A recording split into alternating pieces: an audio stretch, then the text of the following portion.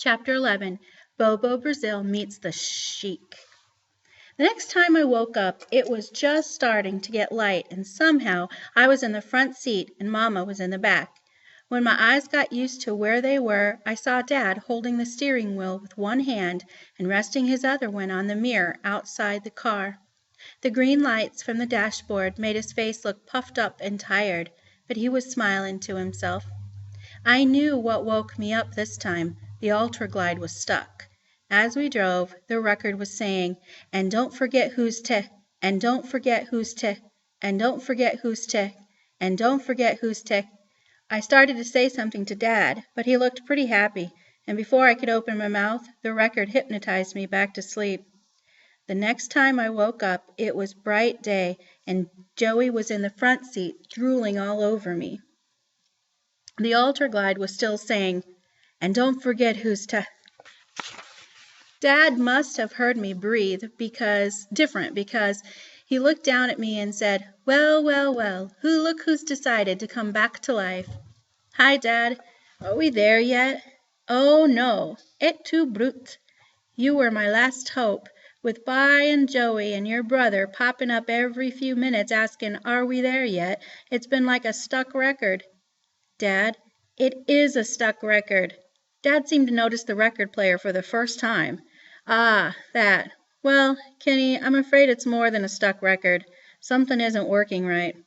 He lifted the arm off the record and looked in the back seat at Mama, who was asleep. "But let's keep that between you and me, okay?" "Sure. How long before we stop?" "We'll be at Grandma Sands before you know it." Joey had been listening to us. "Daddy, that's what you said the last time. How much longer? I'm sick of this old car." "Not too much longer, honey." "I'll stay up and keep you company, Dad," I said. "Yeah, me too," Joey added. I don't know who conked out first. I didn't remember anything about coming into Alabama. I don't think any of us did, especially Dad. We'd been in the car so long that Dad had started growing a beard. Little tiny hairs were coming out of his face. Most of them were black, but 9 or 10 of them were white. Dad was looking real bad. He was still smiling to himself, but now, instead of a real smile, it looked like he was gripping his teeth together to get ready to bite something. The worst thing, though, was that he had turned the radio on and was listening to country and western music. He was even tapping his hand on the steering wheel like he was really enjoying it. "Dad, do you know what you're listening to?" Dad decided to cut up.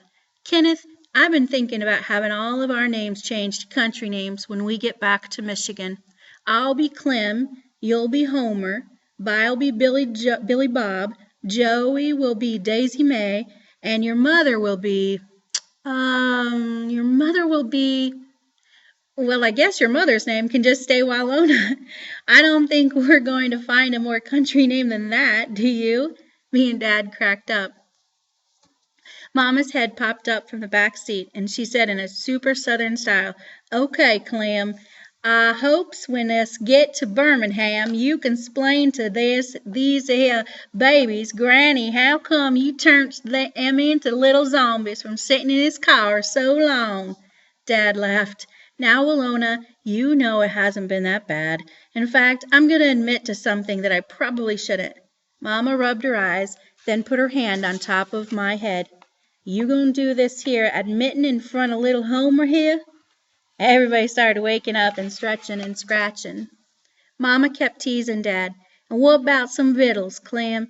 The sun been up for hours, and you ain't even been out to check them tramp lines to see if we's gonna have some coon pie for breakfast." Dad yelled out, "Yee-haw!" and then said, "Haven't any of you wondered why you've been sleeping like a little herd of angels?" Byron said, "Like there was anything to keep anybody awake in this car full of squares." "Anyway," Dad said, "I'm going to let the cat out of the bag. I've been using 2 kinds of mind power to keep this trip going so smooth. First, after a while I started locking into the road, and there was nothing to it, just me, the road, and the brown bomber, all tuned in to one hum, and as long as I listened to that hum, everything was fine. My biggest worry was you, Walona. I knew after a while you'd figure out that I wasn't going to stop. And you got to admit you were good and salty about it at first, right? You know I still am. Mama was upset because all of her notebook planning had been wasted. But, Willona, you got to admit that once you figured out how much money we'd save by not stopping, you went along with it. Mama kind of grunted, not saying yes and not saying no. Dad cleared his throat and rubbed his hands over the little stubbles that were coming out of his chin. We all know this was a sign that he was going to start acting the fool. He'd tested Mama to see how mad she really was and decided it was safe to play around. "Yep," he said, rubbing his chin until it made a scratchy sawing sound. 18 big hours in a row, nearly 1,000 miles. I had a load to deliver and he punched the air with his fist. I delivered it. It's just like this great song I heard a couple of miles back. Big Daddy was a truck driving man. I'm not going to lie and say it was easy, There was many a time I wanted to stop. But when those times came, I'd just think of my old pal Joe Espinoza driving all the way to Texas without stopping, and I'd keep my foot in that tank. Oh, yeah, there were times when your mother was giving me looks like she was going to kill me the first time I slowed down, but I just kept smiling at her and kept the brown bomber chugging on. I'd tell her, "You're right, sweetheart. We'll just go a little bit farther. And you kids, you talk about some pathetic, tortured-looking little faces. 18 hours in a car can age a kid 40 years. Yeah, I swear I've been looking in the rearview mirror and wondering where my babies were and where those 3 bad-dispositioned, sour-faced, middle-aged midgets came from. But your sorry little mugs couldn't stop me either. In spite of all the crying and bawling and moaning and wailing and gnashing of teeth, I kept pushing on." Dad must have been real tired. He hardly ever talked this much straight. I got to admit to the other trick I used too, but I can't take full credit for this one. I hoped Dad was going to say that I helped him by keeping him company, but no, some of the credit has to go to Scientific Popular. That was the name of a magazine that came to Dad in the mail every month. It had real cool covers. There were always drawings of smiling white people on it, standing next to cars with wings, or sitting in private submarines, or eating a whole meal in one little pill. The covers were real interesting, but the insides were real boring. Yep, good old Scientific Popular. They had an article about sound frequencies and said that certain sounds caused certain effects in all living things, even Weird Watson's. It said the sound of one of those vacuum cleaners can put a baby to sleep, and it works. Mama laughed a little. It was strange for us all to see Dad talking so much. When we first hit Alabama and had a bunch of miles to go, and you kids were popping up like prairie dogs and crying and saying, "How much longer?" and "Mommy, make him stop," and "Is that Birmingham over there?" all I did was use that vacuum trick. I started buzzing like a Hoover vacuum, and you guys dropped off in reverse seniority. First Joey dropped, then Kenneth, then Daddy Cool, then even you, Willona. Shoot, you guys were out cold from the state line on. I threw a blanket over you in the back seat, and then even those whines and whimpers and moans you guys were making didn't bother me. And you, Willona, once I got buzzing, the only thing that was coming out of your mouth was drool. "Is that what that sound was?" Mama asked. "I thought you were driving so long you'd lost your mind. I'm still not sure you haven't." Everybody woke up, but it was a fake wake-up. We were all soon back asleep, even though it was morning. The next thing I remember was waking up back in the back seat, and Mama was saying real Southern, "Babies, we home." Mama was honking the horn of the brown bomber like she was crazy. I raised my head out of the seat to look at what Mama was calling home and couldn't believe it. Birmingham looked a lot like Flint. There were real houses, not little log cabins all over the place, and great big beautiful trees. Most of all, though, there was the sun. Me, Joetta, and Byron unfolded ourselves into the Alabama heat, and it was like we all remembered at once that we were going to finally see what Grandma Sands really looked like. We all bunched up together by Mama's door, but she didn't get out. She was still honking the horn like a nut. We had to cover our ears. Dad said, "Nothing's changed." The door of a regular little old house opened. Me and Joey had never seen Grandma Sands in our lives. Byron said he could remember that she was the meanest, ugliest person in the world, but he was probably lying. He was only 4 the last time Mama and Dad were here. Byron said he'd had nightmares for a couple of weeks after they left Alabama 10 years ago. All the Weird Watsons had real good imaginations, but none of us was ready for what came out of the door of that house. I was expecting a troll. I thought Grandma Sands would be bigger than Dad. I thought she'd be foaming at the mouth like she had rabies. I remember a couple of years ago how Mama had cried and cried when someone called from Alabama and told us that Grandma Sands had had a little stroke, so I knew she walked with a cane now. I'd imagined the cane would be as big as a tree trunk, with crows and owls and lizards living in it. What came out was a teeny-weeny old woman that looked just like Mama would if somebody shrank her down about 5 sizes and sucked all the juice out of her. Grandma Sands waved a little skinny stick in the air and said, "What are y'all doing here today? You ain't supposed to be here till Monday. Man, if you think Mama can talk Southern style, you should hear Grandma Sands." Mama was blubbering and smiling and covering her mouth with both hands and ran up on the porch and nearly broke that little old woman in half. "How you doing, Mama?" she cried on the woman's shoulders, then held Grandma Sands out to look at her. "You look so good." Boy, Mama can lie when she wants to. "Y'all come over here and give your granny a hug," my Southern style Mama said. Me and Joey and Byron shuffled over in a little crowd, and when we got through pushing each other forward, I was at the front and had to go on the porch to hug Grandma Sands first. I tried to be real careful with her. She was just a little taller than me and skinnier than anything I'd ever seen alive. I could see her brown scalp right through her curly silver hair.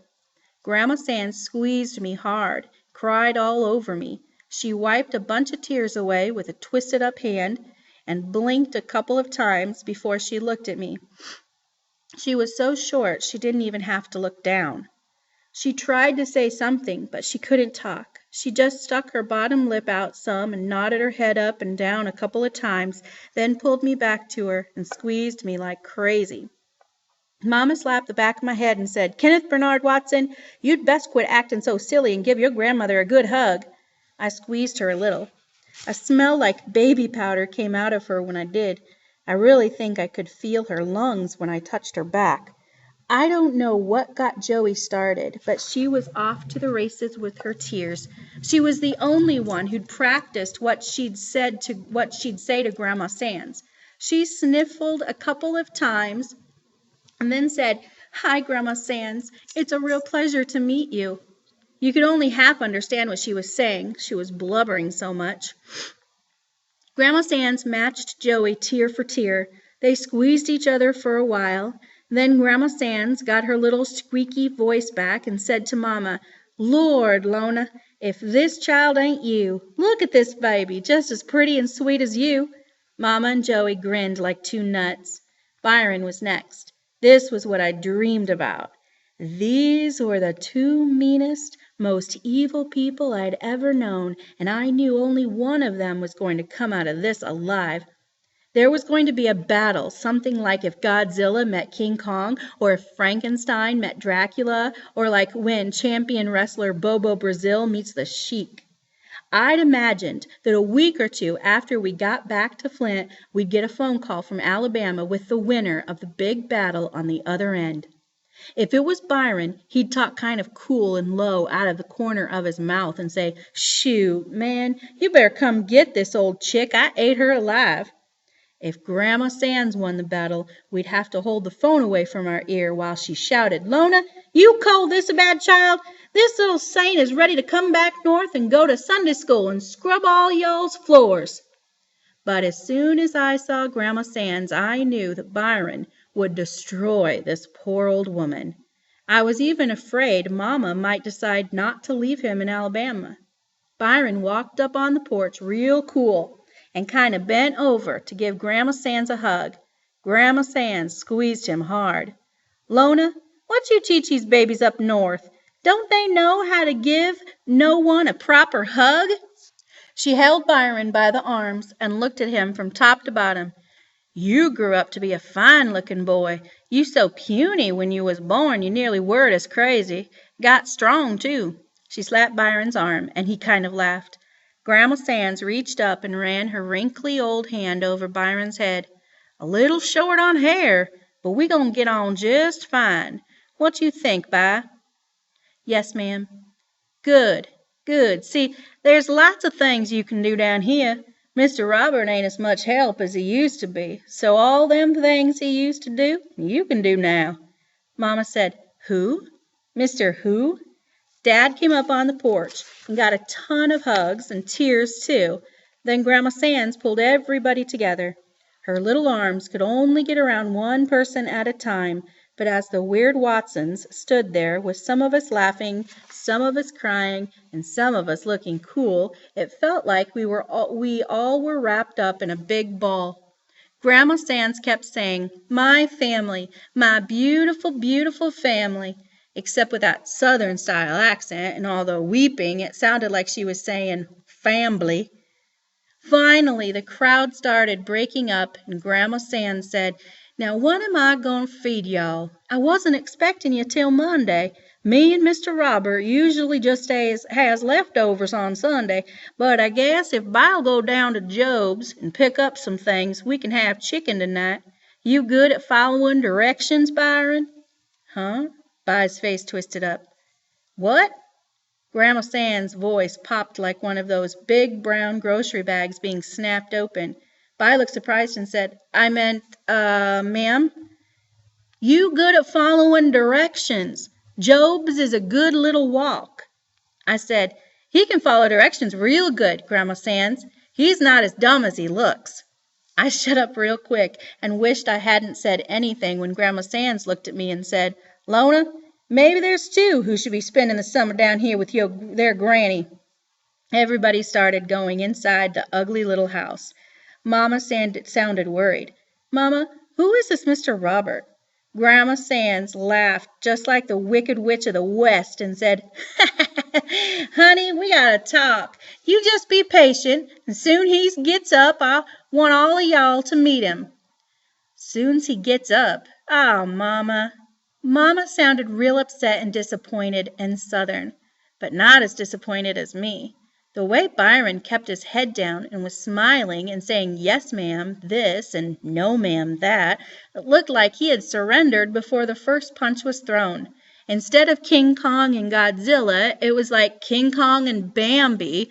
Instead of Bozo Brazil and the Sheik, it was like Bobo Brazil and Captain Kangaroo.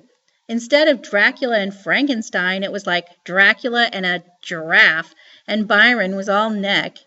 He knew exactly what I was thinking. After Grandma Sands gave us directions, Byron looked at me sideways and said, "What the heck you staring at?" I just shook my head. "What you expect?" Vi asked. "You seen her. That bird's as old as dirt. She's so old I bet she used to step over dinosaur turds. I ain't gonna have her death on my hands." I knew that was a lie. It seemed like all of the fight was out of Byron, and we'd only been in Birmingham for a couple of minutes.